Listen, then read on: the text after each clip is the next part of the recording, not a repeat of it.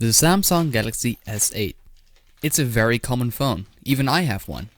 And after seeing a couple YouTubers making them clear, I was like, hey, I want to do that too. So I went right onto the internet and purchased a really cheap rear panel. It was about $15 and it was made of glass, exactly what it needed to. There was no branding on it, no serial number, no IMEI, nothing. So that's perfect for this build.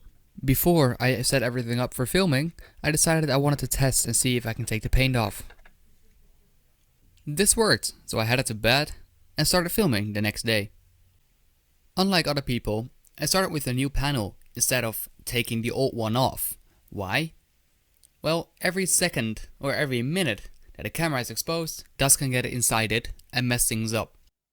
So what I did first is to take the camera cover off the new back, so I have easy access to all of the paint underneath it. I did this by using a very gentle slicing motion instead of prying up against the glass, which can shatter it. Because I bought a back with adhesive pre-installed, I had to take that off first.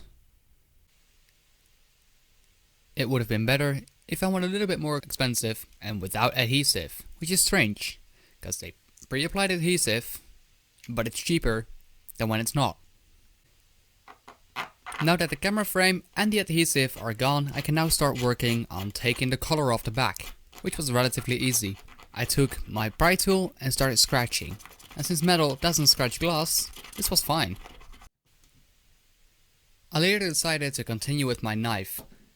When I got under the paint and under the adhesive layer, I managed to get a grip on quite a big chunk, which sped things up dramatically. Now that all the paint has been removed, I can move on to the phone now and take off the back with some heat. I wouldn't recommend using a hairdryer like I did, because the new ones don't get as hot as the old ones. You should use a heat gun for this instead. However, since this hairdryer got really hot, it got the job done. Now you can heat up the phone until it's barely too hot to touch.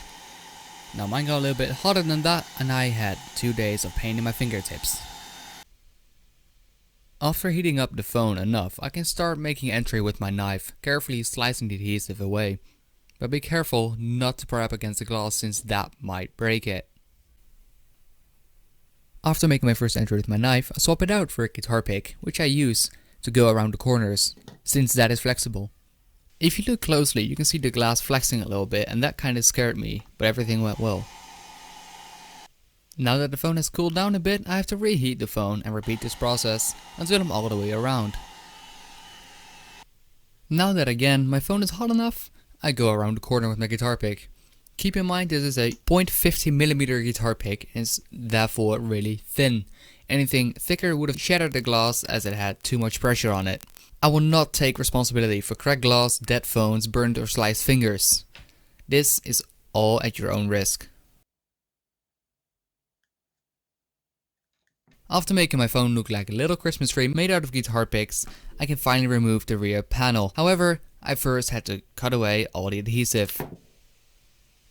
This little ribbon cable connects the fingerprint sensor to the motherboard. Be very gentle with these cables as they tear like paper. They're very fragile. Be careful removing it. I booted the phone up just to see the OIS in action from up close, as I've always wanted to see this. This is very interesting to me. But I quickly got back to what I was doing and started cleaning the remaining adhesive from the phone body. Since I bought a new back panel, I didn't need the old one anymore after taking out the fingerprint sensor. So I took the packaging from the new panel and put the old panel in there so I could keep it safe and not crack it while storing. With the old out of the way, we can move on to the new, giving it a really good wipe. It's important to have the glass clean in the first try, as I messed that up and had to take it off several times again. After taking off the fingerprint sensor, I stuck it onto the new back panel with some double-sided tape. After reinstalling the fingerprint sensor, I reinstalled the camera frame. This too was done with double-sided tape. After surrounding the frame with double-sided tape and cutting it to size, I can set down the back panel, but not before I clip in the fingerprint sensor, which I apparently did out of frame. This is my new clear Samsung Galaxy S8. It is fully functional and everything is just working as well as it did before. But the difference is you can see right through the back. Now I think manufacturers should start mass producing these things as they are really nice in my opinion. However, some people find it stupid and don't like the looks of this. However, I'm a huge fan of this, and when I've got a new phone, I will do it to my S10 Plus as well. But I am not thinking of upgrading anytime soon as my S10 Plus is doing phenomenal with my usage.